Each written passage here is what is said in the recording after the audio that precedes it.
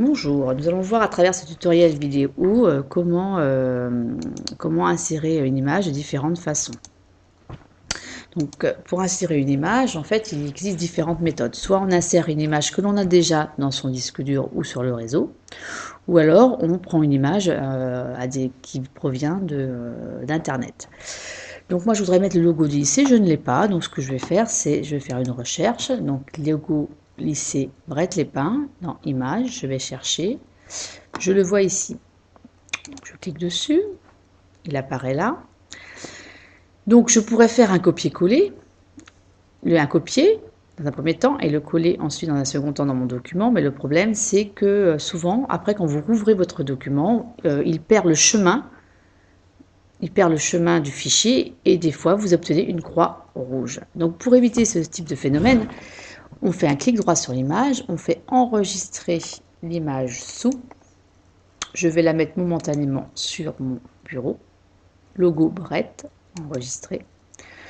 Je reviens sur mon document. Maintenant que mon image est enregistrée, je peux insérer, excusez-moi, image à partir d'un fichier. Et là, je trouve mon logo Bret 2013.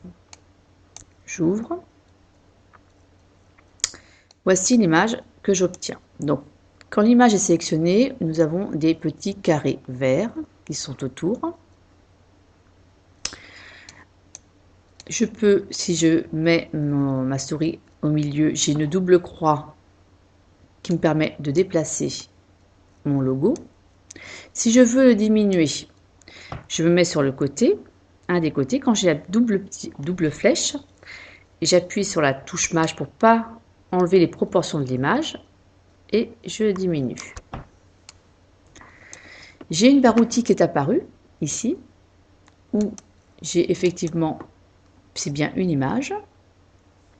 J'ai pas d'adaptation, c'est-à-dire qu'en fait, souvent quand vous avez une image et que vous voulez écrire à côté, par exemple on va écrire ici Bret-les-Pins, on va mettre l'adresse, le Haut-Bois,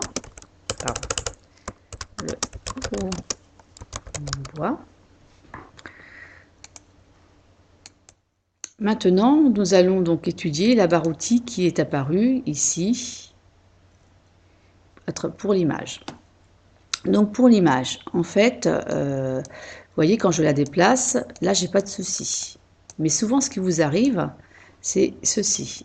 C'est-à-dire que vous voulez mettre l'image dans le texte et ça bouge et vous n'y arrivez pas à la mettre où vous voulez. Pour cela, effectivement, vous avez dans la barre outils des icônes d'adaptation qui sont ici, que vous pouvez retrouver en faisant un clic droit, adaptation, et vous retrouvez aussi. Et troisième méthode, en cliquant 2 fois sur votre image, normalement, un menu apparaît et vous cliquez dans l'onglet adaptation du texte et vous retombez les mêmes symboles, c'est-à-dire en plus développé, puisque là, effectivement, on retrouve celui-ci, on retrouve celui parallèle et le continu. On n'a pas ces options-là. Que signifient en fait ces icônes? On matérialise ici le texte par des traits. Vous voyez, là, ce sont des traits. C'est du texte. Donc, ce qui veut dire que l'image, là, si cette icône est activée, l'image, en fait, n'aura jamais de texte à côté. Elle aura du texte au-dessus et en dessous. Donc, c'est pour ça que vous n'arrivez pas à mettre votre texte dans votre image, dans votre texte, pardon. Ici, vous aurez du texte sur le côté, en haut, pardon, sur le côté gauche et en bas. Et là, vous n'en aurez pas à droite. Et inversement ici, pareil, ça veut dire que vous aurez du texte autour de l'image. En continu, c'est-à-dire que vous aurez du texte ici. Et votre image sera sur votre texte, tout simplement. Et optimal, en fait, vous la mettez où vous voulez et le texte s'adapte. Donc, nous allons choisir parallèle. Et de fait, vous voyez, je peux effectivement mettre mon texte à côté. Donc ça, c'est très important. Ensuite, revenons à cette barre outils. Vous pouvez centrer, comme voilà, votre image, pareil. Vous pouvez aussi la centrer, verticalement, c'est-à-dire que là, vous êtes centré par rapport à la page, puisque par rapport à la page, non, par rapport à votre paragraphe. Ici, vous la mettez en haut et ici en bas. Ce qui n'est pas logique puisque c'est inversé par rapport à l'image. Ensuite, vous pouvez, donc on va la mettre centrée.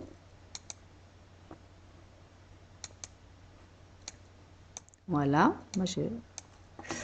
Ensuite, vous pouvez mettre une bordure à votre image avec un style de bordure. Si vous voulez, on va prendre comme style, je sais pas moi, voilà.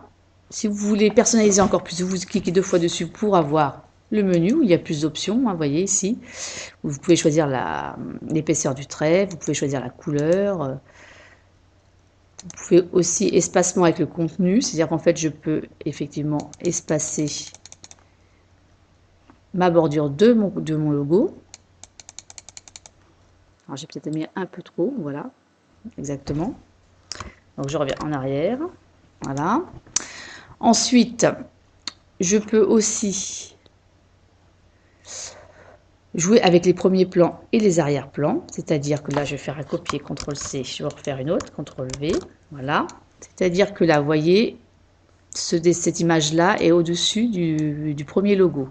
Si je veux faire l'inverse, envoyer à l'arrière, et vous voyez, c'est la première image qui devient du coup au-dessus de la seconde.